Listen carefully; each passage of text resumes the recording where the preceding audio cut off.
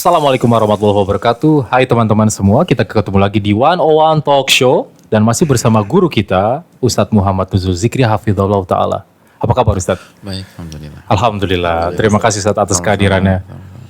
Fani gimana kabar? Sehat baik? Sehat Alhamdulillah Mas Teni. Gak berkurang ya berat badan gak ya? Alhamdulillah, everything's just fine. Alhamdulillah. Alhamdulillah. Kita udah sekian bulan melewati pandemi ini Ustaz. Ya. Sudah banyak kita lewati bersama gitu ya. Dari fase kegelisahan, sekarang fase-fase ini Ustaz. Yang lagi tren sekarang merubah strategi bisnis Ustaz. Ada teman-teman Ana yang buka usaha event organizer, sekarang jadi jualan pot-pot tanaman. Ya, benar. Tadinya jualan skincare, jadi jualan masker sekarang Ustaz. Itu benar Ustadz. Benar. Iya kan? Ada juga Mas Teni yang tadinya ditambang, sekarang bisnisnya dicupang. Di ikan Sama-sama. cupang Ustaz. Benar. Jadi memang ada juga dampak dari untuk ke segi bisnisnya, benar Mas Teni ya? Betul sekali. Benar. Everybody is fighting and struggling, Ustaz. Karena memang faktanya nggak dipungkiri, Ustaz. Banyak sekali teman-teman kita yang kehilangan pekerjaannya, Van ya. Benar Mas Teni, benar. Jumlahnya berapa tuh? Banyak sekali kayaknya. Ada dapat data nih Mas Teni, ada sekitar 3,05 juta saudara-saudara kita yang diputus pekerjaannya. Turut prihatin nih. Sampai ke besok mau menikmati makan apa aja itu juga satu hal yang dirasakan sama teman-teman. Jadi PR banget gitu loh. Jadi PR banget, sedangkan kan ada yang udah punya keluarga, ada yang anaknya sekolah, Ustadz, ada yang misalnya mau lahiran, ada yang di rumah sakit, kayak begitu Ustadz. Seperti kita tahu kehidupan seperti itu. Nah, bagaimana sih Ustadz kita di masa-masa ini tuh, sometimes kita yakin bahwa rezeki gimana Mas Teni? Rezeki memang datang di tangan Allah, Ustaz. Ya. Cuma mungkin nggak semua dari kita nih Benar. sempat berbesar hati atau bisa menunggu nih karena urusan besok nih Ustaz. Jadi kita perlu tahu juga apakah kita harus work hard atau pray hard saat ini Ustaz. Karena sangat ini Ustadz, emergency lah Ustadz. Betul. Yang mana sih work hard or pray hard? Silakan Ustadz. Ya, bismillah, alhamdulillah, wassalatu wassalamu ala rasulillah. Pertama-tama kita minta pertolongan dulu kepada Allah Subhanahu wa taala agar Allah berkahi pertemuan kita. Sebagaimana juga kita bersyukur bisa ketemu lagi di forum ini. Semoga Allah berkahi dan Allah berikan manfaat buat kita semua. Sebagaimana salawat dan salam semoga senantiasa tercurahkan kepada junjungan kita Rasul kita Muhammadin sallallahu alaihi wasallam beserta para keluarga, para sahabat dan orang-orang yang istiqomah berjalan di bawah naungan sunnah beliau sampai hari kiamat kelak. Tadi isunya apa? Work hard Atau pray hard. atau pray hard. Yang bagus tuh pertama kita ganti kata sambungnya dari atau jadi dan. Ya, Oke. Jadi dua-duanya harus gitu. Ya, ya. Dua-duanya harus. Allah berfirman di akhir surat Al-Ankabut, Allah mengatakan walladzina jahadu fina lanahdiyannahum subulana. Barang siapa yang berjuang dengan totalitas di atas jalan kami, niscaya kami baru kasih hidayah buat orang tersebut. Jadi harus berjuang dan harus totalitas, baru Allah kasih hidayah. Terus yang kedua, dan nggak berhenti sampai di situ aja, juga harus work smart juga penting gitu. Play smart juga penting. Kenapa demikian? Karena kan ulama mengatakan atau ahli hikmah menyatakan bahwa untuk berhasil di sebuah bidang atau untuk berhasil di sebuah kehidupan, kita nggak harus jadi orang yang paling cerdas atau yang paling sebatas paling keras berusaha. Tapi kita juga harus tahu cara bermain dengan benar. Gitu. Kita harus tahu cara bermain dengan benar. Orang-orang yang tahu cara bermain bisa mendapat pencapaian melebihi orang yang hanya sekedar kerja keras aja. Orang yang tahu jalan menuju Bintaro atau Tanjung Priuk, itu dia bisa melakukan perjalanan yang sangat efisien dan lebih cepat sampai dibanding orang yang hanya punya semangat dan kerja keras untuk sampai Bintaro dan Tanjung Priok dan dia nggak ngerti jalan terbaik untuk sampai di sana. Itu poin. Jadi kita harus tahu cara bermain. Kita harus tahu cara bermain. Contoh simpel, masalah rizki tadi disebutkan. Salah satu cara bermain yang benar dalam masalah rizki adalah kembali kepada surat Az-Zariyat ayat 22 ketika Allah berfirman wa fis sama'i rizqukum wa ma tu'adun, dan di atas langitlah rizki kalian dan apa yang dijanjikan untuk kalian. Jadi orang-orang yang cerdas dia tahu bahwa rizkinya bukan di perusahaan. Rizkinya bukan di depan bosnya, dia bukan di hadapan atau bukan di direkturnya atau bukan di teman-temannya yang kaya. Atau bukan di networknya. Rizkinya ada di atas langit gitu. Rizkinya ada di sisi Allah Subhanahu wa taala.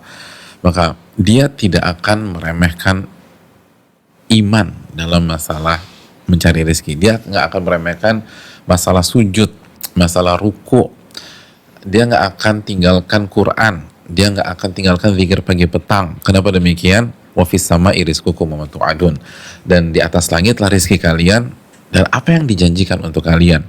Jadi dia cerdas pada saat orang-orang hanya fokus pada hal-hal yang tangible dalam mencari rezeki, dia fokus ke bukan hanya yang tangible penting, tapi intangible juga nggak kalah penting, dan itu cerdas di dalam berikhtiar dan berusaha. Contoh yang lain tadi Mas Teni angkat itu tentang struggling. Ada banyak peralihan profesi dari skincare ke masker.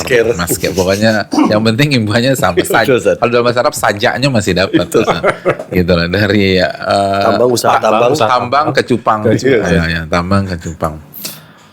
Dan emang hits lagi ya ikan cupang ya, kayak kita SD dulu. Nah itu positif kan?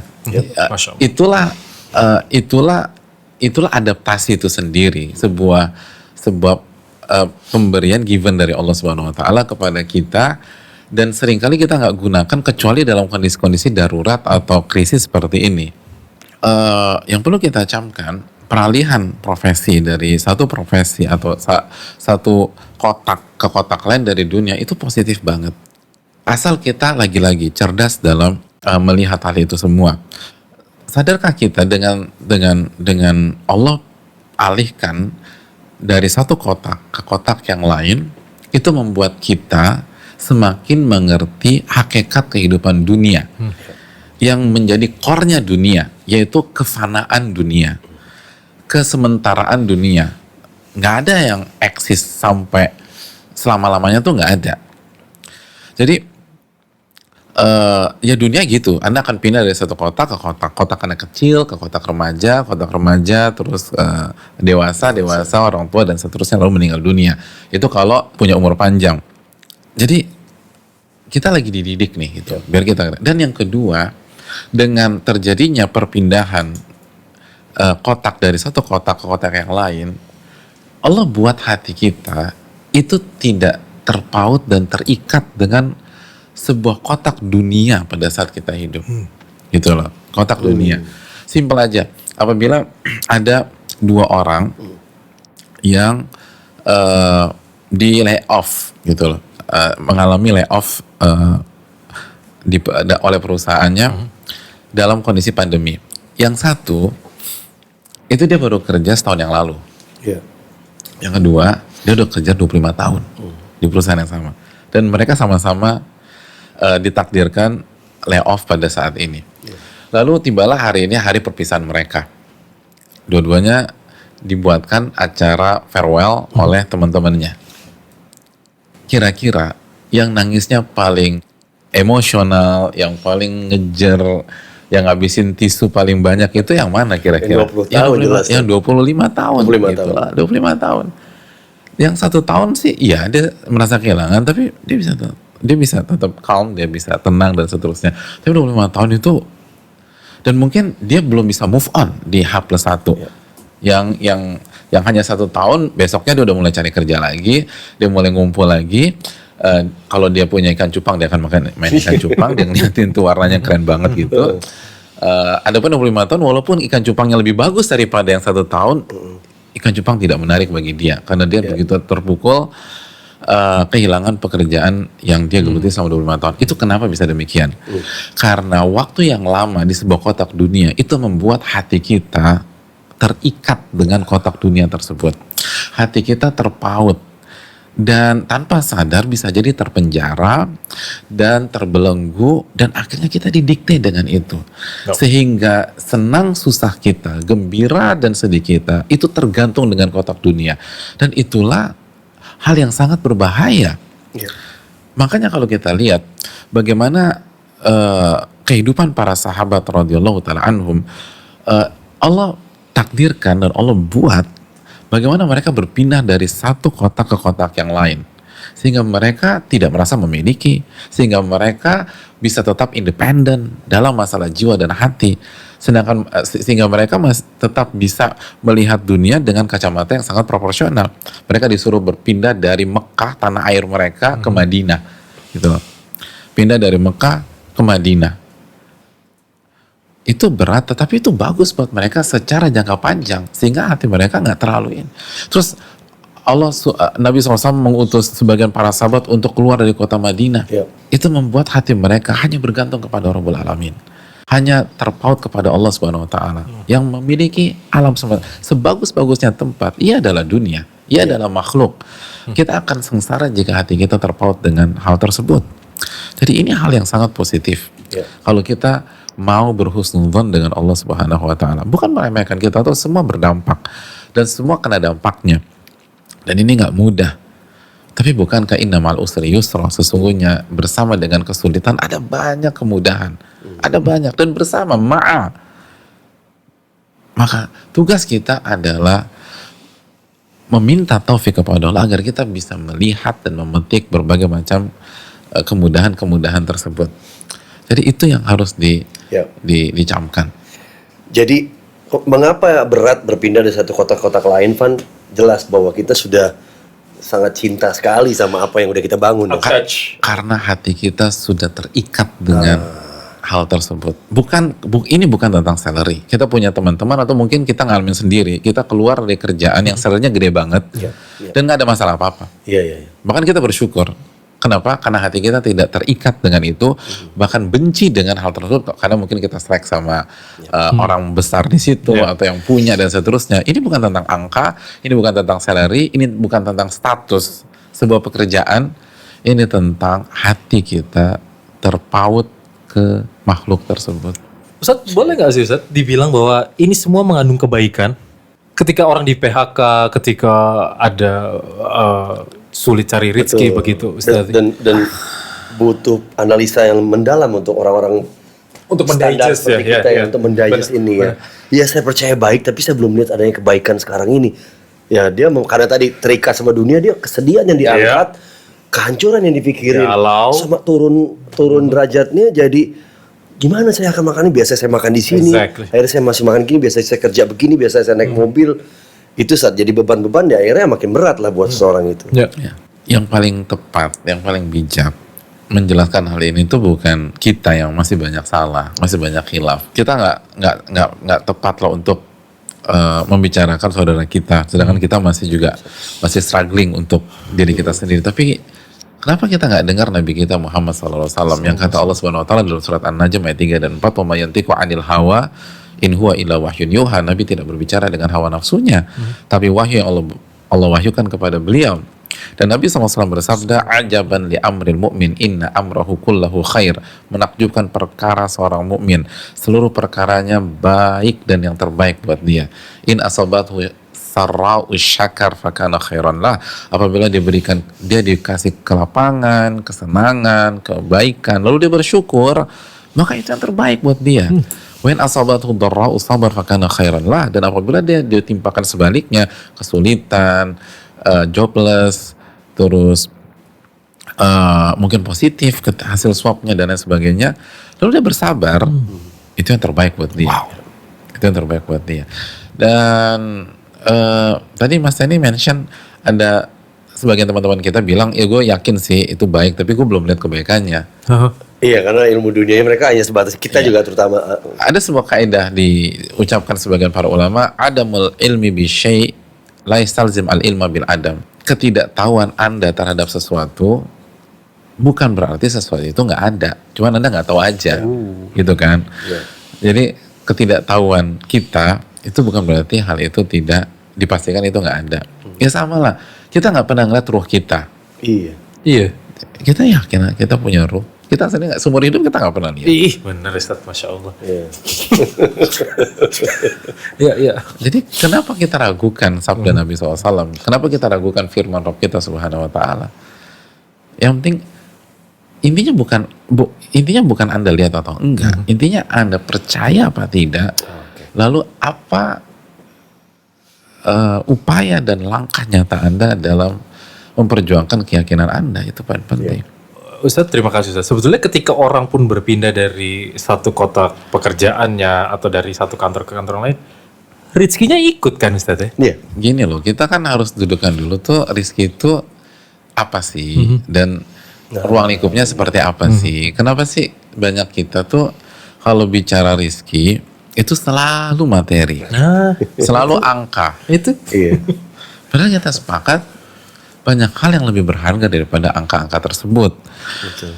Ketika Allah Subhanahu Wa Taala di surat At-Tolak ayat 11 tentang surga Iya. yang menjadi ganjaran orang-orang beriman dan beramal soleh, apa closing statementnya? Qad ahsanallahu lahu rizqa. Allah telah memberikan rizki yang sangat baik dan terbaik untuk mereka. Jadi ketika Allah berbicara tentang surga, Allah jelaskan inilah rizki terbaik buat seorang hamba. Jadi rizki terbaik itu surga. Surga. Bukan angka, bukan pekerjaan, bukan. Walaupun itu penting, kita nggak pernah meremehkan, dan kita berharap semua kita mendapatkan dapat rizkinya baik materi maupun non materi. Tapi jangan lupa loh, karena dengan kita lupa akhirnya kita nggak bersyukur. Dengan kita nggak bersyukur, alih-alih dapat pertolongan justru dapat azab. Karena Allah berfirman, la in syakartum la azidannakum wa la in kafartum inna adzabi lasyadid. Apabila kalian bersyukur aku akan tambah, dan apabila kalian kufur nikmat, azabku sangat pedih. Dan jangan lupa sebuah ayat dalam surat Ibrahim ketika Allah berfirman, wa in ta'uddu ni'matallahi la tuhsuha. Dan jika kalian ingin menghitung nikmat Allah, kalian nggak akan bisa menghitungnya. Dan ayat ini tetap berlaku di pandemi. Setuju nggak sih Pak Mas Iya, Denny? betul, Ya, apa kita liburkan? Ayat ini lagi nggak operasional kan, nggak mungkin. Nggak beroperasi gitu kan, nggak mungkin. Ayat ini berlaku. Sesulit apapun kita, ayat ini berlaku. Wa in ta'udu ni'matallahi la tuhsuha. Sesulit apapun ya, ketika kita nggak ada uang sama sekali, ingatlah ayat ini. Apabila kalian ingin menghitung nikmat Allah, Anda nggak bisa hitung. Jadi ketika lagi susah sekalipun, cobalah ingat nikmat Allah Subhanahu Wa Taala. Betul sekali. Ada banyak nikmat yang harus kita syukuri. Dan akhirnya ketika kita lupa, kita nggak bersyukur, itulah yang memperparah kondisi kita. Iya. justru itu Ustadz ya? Iya. Oke. Kita nggak kena COVID-19 aja itu sebuah rizki loh, Van Butan. For sure. Iya. Saya baru izin saat kemarin lihat status temen dia baru kena COVID-19. Dia cerita biaya yang dikeluarkan dia 225 juta. Nah, langsung saya ngeliat kan, saya nggak kena, berarti ini rizki. Harta saya tidak keluar gitu loh untuk membayar itu. Itu kadang-kadang suka lupa nggak disadari ya. Selalu dihubungkan dengan materi ya, Van. Dengan materi, dengan X-rate. Nah, ya, padahal banyak sekali yang bisa disyukuri ya, Ustaz. Dan itu kalau nggak kena sekali, 225 juta. Kan orang bisa kena 2 kali. Dan seterusnya, iya kan? Iya benar Ustadz. Iya, jadi kalau kena 2 kali 500 juta, hampir 500 juta. Dan anggota keluarga yang lain, Ustaz, Ya. bukan hanya kita, istri misalnya. Berarti kan kali 2, kali 3 keluarnya harta itu kan gimana gitu kan ya. Benar. Jadi kesehatan ini rezeki yang besar sebenarnya. Jazakumullah khairan Ustaz atas nasihatnya, penting sekali. Jadi Alhamdulillah. mengenai konsep rezeki ini kita harus tahu juga cara bermain, tahu juga bagaimana caranya mendekatkan diri kita pada Allah Subhanahu How to wa Ta'ala. response ya benar mendekatkan Ya, how diri. to respond, dan tadi bersyukur tadi yang paling penting gitu ya. Tapi mungkin ilmu kita masih sedikit. ya. Benar. Karena Sama. kita sadar bahwa pentingnya ilmu itu luar biasa ya untuk bisa mendapatkan, untuk menjalankan ibadah-ibadah termasuk bersabar tadi, menjemput rizki, feeling grateful dan sebagainya. Kita perlu tahu cara-cara ini, Van. Ya, Perlu tahu Mas ini banget. ya ilmu-ilmunya apa saja yang kita kuasai. Insya Allah kita akan bahas ini. Kita minta nasihat dari Ustadz di segmen kedua kita. Insya Allah. Teman-teman, kita kembali lagi di 101 Talk Show di segmen kedua. Insya Allah masih bersama dengan guru kita. Dan teman-teman bisa menyimak program ini di radio.muhajirproject.com. Kita kembali lagi setelah pesan-pesan berikut ini. Assalamualaikum warahmatullahi wabarakatuh.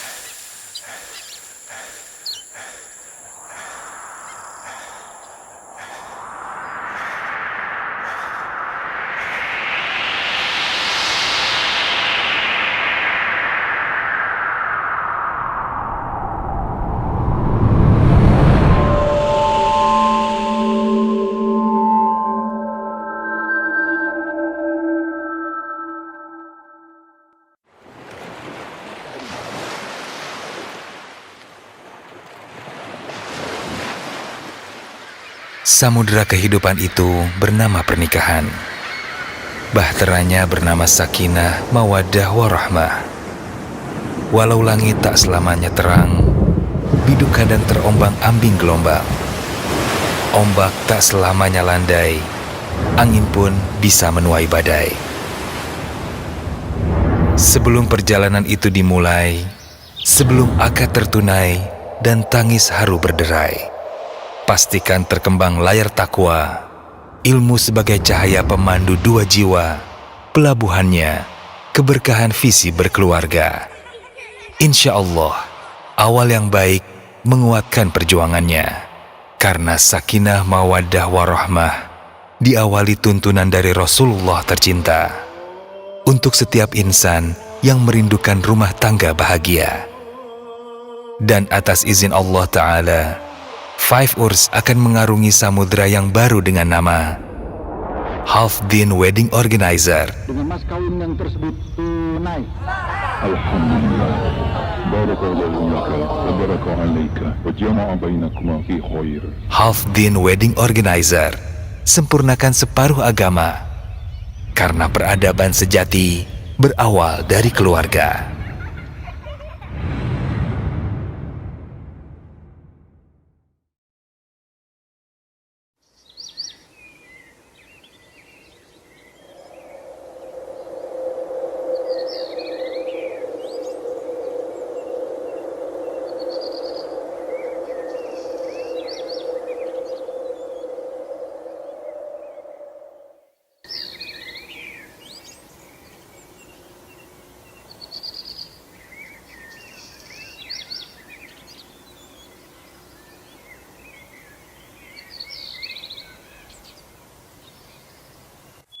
Ikutilah kajian Riyadhus Shalihin via live stream di YouTube channel bernama akun Muhammad Nuzul Zikri yang insya Allah direlay langsung via website serta aplikasi radio.muhajirproject.com. Insya Allah rutin berlangsung setiap hari pukul 5:30 waktu Indonesia bagian Barat untuk DKI dan sekitarnya bersama Al-Ustadz Muhammad Nuzul Zikri hafizahullahu ta'ala. Aroma wangi menghantarkan rasa ke dalam jiwa. Segar embun pagi menumbuhkan ingatan yang mengakar, memberikan keteduhan hingga cakrawala menjelma senja. Aroma wangi, penyemangat jiwa dan nutrisi ketika ibadah. Tip Culture.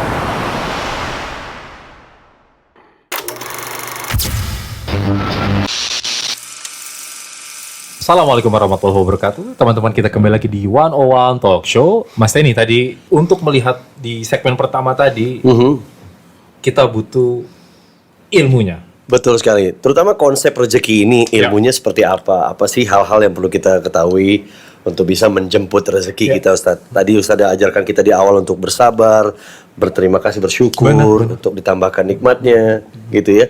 Dan juga banyak hal. Tadi saya ambil satu petikan cara bermain. Cara bermain seperti apa nih Ustadz yang kira-kira bisa mengantarkan kita kepada keadaan lebih baik dan insya Allah Allah memberikan rezekinya di saat momen-momen seperti ini Ustadz. Ya, makasih Mas Teni dan Fani. Yang perlu kita ketahui adalah semua dinamika dalam hidup ini kan mengarahkan kita atau menguji kita kembali ke tujuan mengapa kita diciptakan, kan itu poinnya kan ya. Ini kan bukan tentang keluar dari pandemi atau tidak sebenarnya. Ini tentang bagaimana merealisasikan tujuan besar tersebut. Dan tujuan tersebut adalah surat Al-Dhariyat ayat 56, "Wa ma khalaqtul jinna wal insa illa liya'budun." Tidaklah kuciptakan jin dan manusia kecuali untuk beribadah. Dan Allah takdirkan pandemi, salah satu tujuan besarnya adalah untuk menguji kita bagaimana ibadah kita di pandemi dan ibadah apa saja harus ditekankan di pandemi atau resesi seperti ini. Oleh karena itu, mau nggak mau kita butuh ilmu, gitu loh. Kita butuh ilmu, dan ilmu nggak bisa didapatkan dan nggak bisa dibeli, gitu ya. Nggak bisa dibeli. Ada seorang ulama besar klasik dulu yang anak cowoknya bandel. sempat bandel. Nah ketika bandel itu ayahnya yang memang ulama papan atas dunia itu mengatakan segala puji bagi Allah yang tidak menjadikan ilmu itu seperti harta warisan yang apabila ayahnya kaya anaknya bisa langsung kaya gitu loh, nggak bisa. Ilmu itu mewah, tinggi sekali. Ayahnya ulama, anak untuk jadi ulama nggak cukup hanya lahir dari rahim si ibu, nggak cukup, tapi dia harus belajar dan belajar. Nah inilah tantangan kita pada saat di pandemi saat ini. Kita harus belajar, Mas. Oke. Dan ada banyak hal yang harus kita pelajari gitu. Oke, terima kasih Ustaz. Lalu ketika ini misalnya disampaikan Ustaz ya, ke teman-teman, ke kita gitu Ustaz, akan timbul pertanyaan lagi kan Ustaz, belajar dulu apa ikhtiar dulu nih Ustaz? Karena kebutuhan itu terus berjalan, argo terus berjalan, kebutuhan rumah itu. Kalau ikhtiarnya kita juga belajar pasti kan. Iya. Kerja, cari uang secara dunianya kita ini dekati itu. Tapi kadang-kadang suka lupa dekati yang paling berkuasa. Please advise Ustaz. Iya Ustaz. Yang pertama, lagi-lagi kenapa sih suka banget pakai kata sambung atau? Oh iya. Kan ikhtiar dan belajar itu Ikhtiar bisa dan digabung. Bisa Ustaz ya? Nggak tahu ya. Mantu ya. Kita dikasih Sendiri, 7x24 jam. Iya. Satu hari 24 jam. Apa benar tuh ikhtiar terus 24 jam? Kalau saya enggak gitu loh. Orang ngabisin waktu di sosial media berapa jam, di game online berapa jam, di Netflix berapa jam, dan segala macam. Tahu aja Ustaz nih. Lalu itu belum drakornya. Aduh. Gitu. Jadi Terus nangis lagi. jadi benar nggak tuh nggak ada waktu atau cari alasan karena dapur harus ngepul lah segala macam. Emang benar sesibuk itu? Enggak. Dan Nabi kita SAW dan para sahabat pernah ngalamin lebih berat dari kita. Jauh lebih berat dari kita. Dan mereka masih bisa belajar. Mereka masih bisa beribadah. Dan itu tadi poinnya. Kalau misalnya rezeki kita atau uang kita adanya di Selipi, lalu Anda pergi ke Senayan misalnya atau ke Kebayoran, Anda nggak akan dapat. Karena rezeki Anda itu adanya di Selipi. Anda harusnya ke Selipi. Jangan ke Senayan. Nah Allah berfirman, wa fis sama'i rizqukum. Rezeki kalian tuh di atas langit. Jadi poinnya adalah kenapa kita sibuk ngubek-ngubek yang ada di depan kita, walaupun itu bagus ya, tapi kita lupa mengejar lokasi di mana disitulah rezeki kita, kata yang punya alam semesta ini. Wa fis sama'i rizqukum wa ma tu'adun. Dan di atas langit lah rezeki kalian dan seluruh yang dijanjikan untuk kalian. Maka sekali lagi harus ke arah sana. Dan ingat, kalaupun dijawab lagi, teman gua nggak belajar bisa eksis, bukan hanya survive, dia untung besar, dia punya strategi gitu dan seterusnya. Sekali lagi, rezeki bukan hanya tentang angka. Rezeki bukan hanya tentang angka. Ada banyak orang yang berkecukupan secara angka, hidupnya jauh lebih tragis daripada kita-kita yang nggak punya uang. Dan itu sangat-sangat jelas bagi orang-orang yang berinteraksi dan bergaul dengan mereka. Kalau kita nggak tahu, bukan berarti itu nggak ada. Sekali lagi, sebagaimana dijelaskan oleh para ulama bahwa kehidupan ini adalah kehidupan ruh dan jiwa sebelum menjadi kehidupan fisik. Kehidupan ini adalah kehidupan ruh dan jiwa. Senang sulitnya kita itu bukan karena fisik. Senang dan sedihnya kita itu ruh dan jiwa. Ruh kita senang, hidup kita senang. Ruh kita sedih, hidup kita sedih. Bahagia dan sengsara kita itu bukan tentang sehat atau sakit. Itu tentang ruh dan jiwa. Itu clear. Itu clear. Makanya saya suka kasih contoh, ada seseorang ibu-ibu, seorang istri dari sosok laki-laki yang sangat sukses, kemana-mana pakai mobil premium dengan full fasilitas.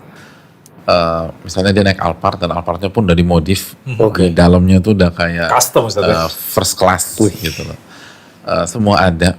Lalu berhenti di sebuah lampu merah, lalu perhitungan mundur dimulai dari lampu merah ke lampu hijau, ada 2 menit mungkin. Lalu ketika lagi tunggu lampu merah, di sebelah kirinya ada sosok pasutri yang sedang boncengan naik motor butut gitu loh. Dan itu adalah hari kedua mereka menikah. Jadi bayangin lagi lucu-lucunya, lagi cubit-cubitan segala macam. Tapi motornya butut. Nah, saat tunggu lampu merah itu, yang ada di Alphard ini dia sedang duduk nunggu lampu merah dan tiba-tiba ada WA masuk. Ternyata beberapa foto, image. Dan ketika dia buka, ternyata itu foto suaminya dengan wanita lain di dalam kamar. Sama-sama nunggu lampu merah. Yang satu di dalam mobil premium. Iya. Lalu yang satu Motor butut. motor butut. Kira-kira yang bahagia dan yang menangis siapa? Yang bahagia motor butut. Yang nangis. Yang nangis yang di Alphard. Kenapa? Karena pada saat dia baca atau dia buka handphonenya dan dia lihat gambar tersebut, itu gambar menyerang ruhnya, bukan menyerang materi. Mobilnya utuh, nggak ada yang nabrak mobilnya, kecuali mobilnya ditimpukin batu. Iya. Itu nyerang ruh, itu nyerang jiwa. Dan begitu ruh dan jiwa diserang, materi nggak ada artinya, mas. Materi nggak ada artinya. Lihat, dia sebelahnya persis ini head to headnya enak banget, apple to apple-nya enak. Motor butut, fasilitas nggak ada artinya. Itu pun mungkin masih ngutang, masih nyicil, gitu, nyicil non bunga gitu ya. Udah motor butut masih nyicil lagi. Nyicil pula. Tapi ketika ruh mereka senang, maka mereka bahagia. Nah ini yang harus dipikirkan. Dan bicara ruh, Mas Eni dan Pak, bicara ruh, kita harus buka surat Asy-Syura ayat 52 ketika Allah berfirman, "Kadzalika auhayna ilaika ruhan min amrina." Dan begitulah kami wahyukan kepada engkau ruh dari sisi kami atau dari perkara kami. Apa yang dimaksud ruh dalam ayat ini? Al-Quranul Karim. Al-Quran adalah ruh. Jadi barang siapa yang ingin hidup bahagia, dia harus bersama Al-Quranul Karim. Hidup tanpa Al-Quran itu seperti hidup tanpa ruh. Mati. Nggak ada artinya nih hidup. Walaupun dia memperlihatkan semua tanda kebahagiaan, itu semua omong Tidak kosong. bahagia. Omong kosong. Seperti ikan yang taruh di darat sana. Iya kan? Nggak bisa bernapas, ngap banget. Berarti ilmu itu tadi di Al-Quran lah itu sumber kebahagiaan utama untuk bisa mendapatkan itu semua. Dan mindset kita pertama kayak kita harus bareng-bareng semua nih hilangin dulu mindset bahwa rezeki adalah materi itu dulu. Iya kan? Sebatas materi. Ya, sebatas materi. Tuning satu frekuensi dulu. Iya. Tapi rezeki buat ruh itu yang terasa lebih penting dan itu bisa di fit dari Al-Quran ya Ustaz ya. Ya. Dan ingat, kehidupan adalah kehidupan ruh sebelum kehidupan fisik. Iya. Dan bicara ruh, kita buka surat Asy-Syura 52, wa kadzalika auhayna ilaika ruhan min amrina. Dan begitulah kami wahyukan kepada engkau ruh dari sisi kami. Al-Quran adalah ruh. Ya. Sesungguhnya ketika seseorang itu khawatir dia tidak mendapatkan rezeki, ruhnya sedang terganggu ya. Itu yang harus dijawab lewat petunjuk-petunjuk dari Al-Quran. Benar. Betul. Benar. Betul. Oh jangan dunianya yang dia pikirin gitu ya Van ya? Iya.